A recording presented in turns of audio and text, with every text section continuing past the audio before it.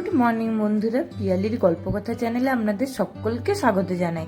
আজকে শনিবার, বাজছে এখন ওই সকাল 10টা 14 মতো, আর আমরা এখানে বসেছি জলখাবার খেতে। আর আজকে জলখাবারে আছে চাউমিন। কয়েকদিন ধরে মুড়ি খাচ্ছি তো, তাই আজকে চাউমিন বানালাম। ওই টুকটাক মাঝে মধ্যে চাউমিন পাস্তা এসব বানাই জলখাবারে। তো চলুন এবার ফটাফট করে জলখাবারটা খেয়ে নিয়ে রান্না বসাবো। আর চান পুজো তো সব হয়ে গেছে, তো রান্নাটা বসানোর এখন অপেক্ষা। জলখাবার খাওয়া হয়ে গেছে, আর এখন আমি রান্নাটাও বসিয়ে দিচ্ছি, মানে ওই ভাত বসাচ্ছি আর কি। আর অন্যদিকে মাংসটা ধুয়ে পরিষ্কার করব।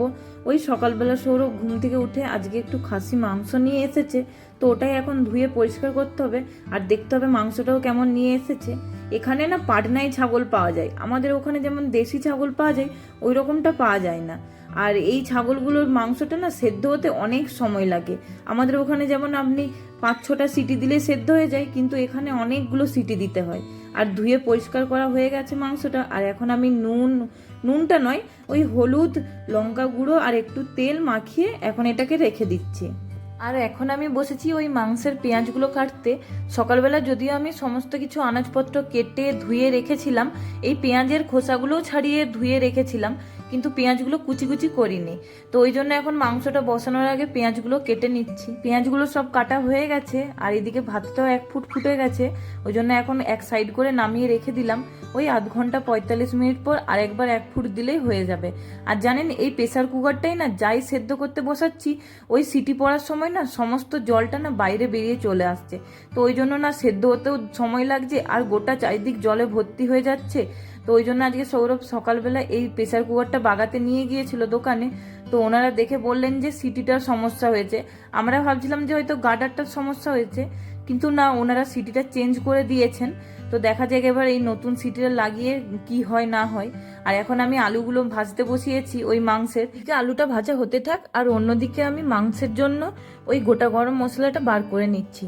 আর দেখুন, গোটা গরম মশলাটার ডিব্বাটা খুলতেই ওই দারুচিনিতে ভর্তি, তাই ভাবলাম যে দারুচিনিগুলো অন্য একটা ডিব্বাতে রাখি, আর এলাচ আর লবঙ্গগুলো অন্য একটা ডিব্বাতে রাখি, তাহলে নেওয়ার সময় সুবিধা হবে।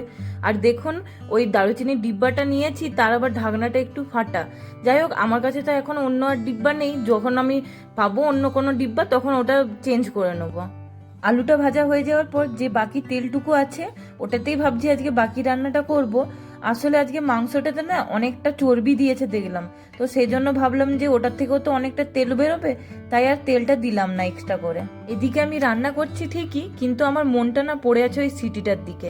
ভাবছি যে কি হবে না হবে, ঠিকঠাকভাবে সিটিটা পড়বে কিনা, মাংস ভালোভাবে সেদ্ধ হবে কিনা। জানি না কি হবে, ভালো হয়ে গেলেই ভালো, না হলে আবার কি করতে হয় কে জানে, দোকানে আবার নিয়ে যেতে হয় নাকি, সেটাই এখন ভাবছি শুধু। মাংসের মশলাটা এদিকে ভালোভাবে কষা হয়ে গেছে, দেখুন সাইড দিকে তেলও ছাড়ছে। তো ওই জন্য এখন মাংসটাও দিয়ে দিচ্ছি মশলাটার মধ্যে। তবে চর্বিগুলো এখন দেবো না, চর্বিটা দেবো ওই জল ঢেলে যখন সিটি ফেলবো তখন দেবো, না হলে না চর্বিগুলো সব গলে যায়। তো তখন দিলে কি হবে, প্রায় আধ ঘন্টার মতো উপরে ভেসে থাকে। তো ওই জন্য এখন ভাতটাও বসিয়ে ভালো লাগে, আর খেতেও ভালো লাগে, তো ভাতটাও হয়ে যাবে। আর এদিকে মাংসটাও কষা হচ্ছে, আর এদিকে এখন ভাতটাও হয়ে গেছে, আর আমি ভাতের ফ্যানটাও ঝরতে দিয়ে দিয়েছি। আর দেখুন মাংসটা থেকে কত জল বেরিয়েছে। এবার এটাকে ভালোভাবে কষে নিয়ে গরম জল ঢেলে সিটি ফেলে দেবো। তবে মাংসের আলুগুলো এখন দেবো না, ওই 4-5টা সিটি পড়ার পর গ্যাসটা একবার অফ করব। তারপরে আবার যখন সিটি ফেলবো তার আগে ওই আলুগুলো দিয়ে সিটি ফেলে দেবো, তাহলে আলু আর মাংস দুটোই ভালোভাবে সেদ্ধ হয়ে যাবে। কিন্তু এখানে না নতুন সিটিটা ঠিকঠাকভাবে পড়ছে না, ওই জন্য আমি বুঝতেও পারছি না যে কটা সিটি পড়লো। সেই জন্য এখন গ্যাসটা অফ করে দিচ্ছি, দিয়ে আলুগুলো দিয়ে পুরনো সিটিটা লাগিয়ে আবার কতগুলো সিটি দিয়ে দেবো। আর মাংসটাও এখন হয়ে গেছে, ঘড়িতে বাজছে ওই 1:15-20 মতো। আর আমরা এখানে এখন খেতে বসেছি, কিন্তু আজকের মাংসটা না একটু ভেঙে গেছে, কারণ আমি বুঝতে পারিনি তো কটা সিটি পড়ছিল না পড়েনি। আর এখন বাজে ঘড়িতে ওই বিকেল 5টার মতো। আর দুপুরবেলা আজকে আমরা খাওয়া দাওয়া করে নিয়ে সৌরভ গেছে ডিউটিতে, আর আমি একটু শুয়ে পড়েছিলাম। তারপরে একটু আগে উঠে আমি ঘরটা ঝাড়ু দিয়ে এখন এসেছি কটা রুটি করতে, ওই 4টার মতো রুটি করব। দিয়ে তারপরে যাব একটু, ভাবছি বাজারে কয়েকটা জিনিস মনে পড়েছে, তো ওইগুলোই ভাবছি এখন নিয়ে আসবো। ওই জন্য আর দেরি করিনি, ঝটাপট রুটিগুলো বানিয়ে নিচ্ছি, তারপরেই বেরিয়ে পড়বো। একা যাবো তো, ওই জন্য ভাবছি তাড়াতাড়ি চলে গেলেই ভালো হয়। আমরা এখনো পর্যন্ত যেই আটার রুটি খাই সেটা হলো লুজ আটার। এখানে ওই লোকাল দোকানে পাওয়া যায় 40 কি 42 টাকা করে কিলো পড়ে। তবে এবারে ফ্লিপকার্ট থেকে একটা 5 কেজির আটা অর্ডার করেছিলাম, এসেছে, কিন্তু এখনো ওই প্যাকেটটা খোলা হয়নি। খুলবো কয়েকদিন পরে, কারণ এই আটাটা এখনো শেষ হয়নি। যদি ওটা ভালো লেগে যায় তাহলে ভাবছি ওটাই নিয়ে আসবো, কারণ ওটার দামটাও একটু কম পড়ছে। এখন বাজছে ওই সন্ধ্যে 6:30টার মতো, আর আমি রেডি হয়ে এখন যাব একটু বাজারে।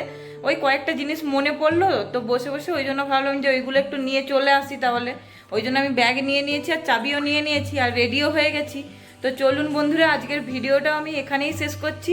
ততক্ষণে সবাই খুব ভালো থাকবেন, আর আমার ভিডিওটা ভালো লাগলে লাইক কমেন্ট শেয়ার করে দেবেন। দেখা হচ্ছে নেক্সট ভিডিওতে।